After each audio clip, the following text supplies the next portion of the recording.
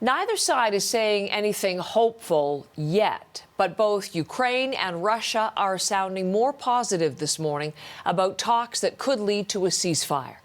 At the same time, though, Russian forces are keeping up their attacks on civilian areas.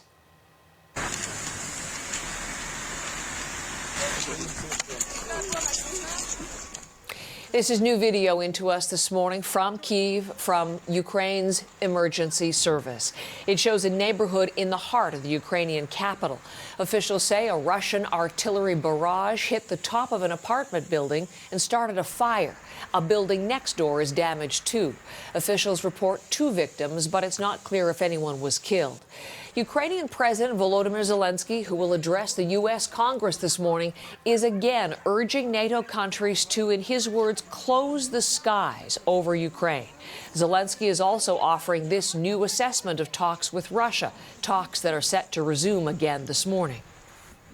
Це важливо. Складно, але важливо, тому що будь-яка війна завершується угодою. Зустрічі тривають.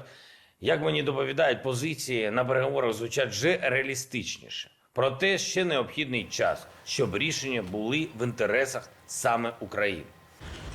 Some of the president's latest overnight video address. Now, in other developments this morning, Ukraine's emergency services says at least 500 people have been killed in Kyiv, the second largest city in the country, since the Russian invasion began. In their latest briefing, U.S. military officials say Ukrainian troops continue to put up a stiff resistance to Russian forces. The other besieged city that we will be watching closely this morning is Mariupol.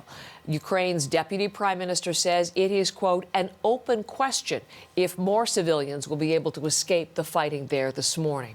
So we'll watch all of those cities, and we focus as well on Lviv. Our reporter David Common back live with us from Lviv. And David, good morning. Good to see you again today. I'd like to ask, first of all, about a powerful moment this morning. You came across a scene that you wanted to tell us about, and why don't we begin right there? Absolutely, Heather. It does seem that no matter where we go in this country in our travels, we're running into funerals, and one is just wrapped up in the church behind me. This for one of the soldiers killed in Sunday's cruise missile attack by Russia on a Ukrainian military base very close to the Polish border, a place that we know at least one Canadian foreign fighter was injured. He has now made his way out of the country. Officially, 35 people died in that attack. But the true number may actually be much higher. In wartime, sides don't tend to reveal their accurate casualty numbers, particularly on the military side, because they don't want to give their enemies a sense of just how effective their attacks have been. And there have been very effective attacks, principally against residential targets over the last day. We look in the capital, particularly where those artillery bombardments continue, where in the outskirts there continues to be urban warfare between Ukrainian fighters and the Russians advancing, and concerns as there is a curfew in that capital city that the Russian advance could in fact become more serious, more intense over the course of today. Heather. David, something that we're watching today, as I was mentioning as we came on the air this morning, both sides, Russia and Ukraine, are sounding more optimistic about the talks that are still going on. They resume again this morning. The Ukrainian president called them more realistic. So what is the latest we're hearing from that table, the negotiating table?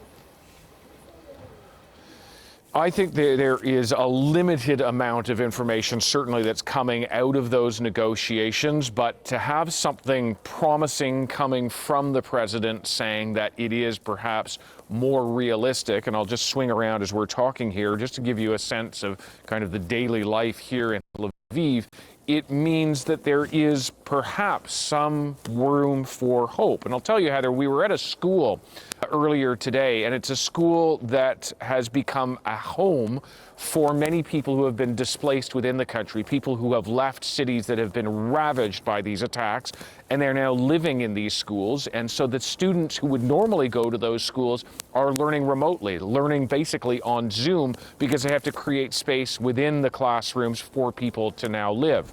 But when you have something hopeful coming from the negotiating table, the talk that it is perhaps more realistic now, it gives a glimmer of hope, certainly, to people. And yet, let's be realistic. All of this must pass through Vladimir Putin ultimately and through his Kremlin cronies.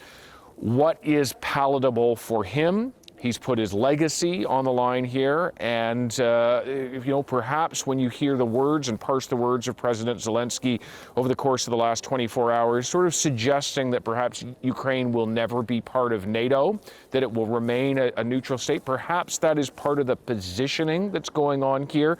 But let us not forget, it was the Russians who came in, who invaded, who are attacking these cities.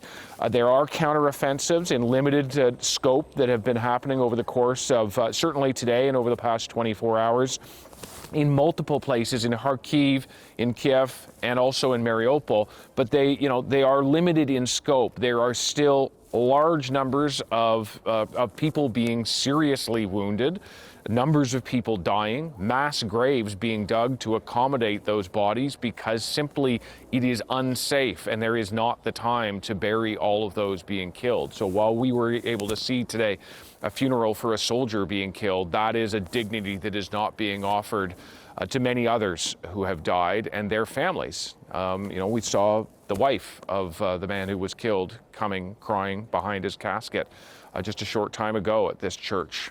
But there are many other families that don't even know their loved one has died.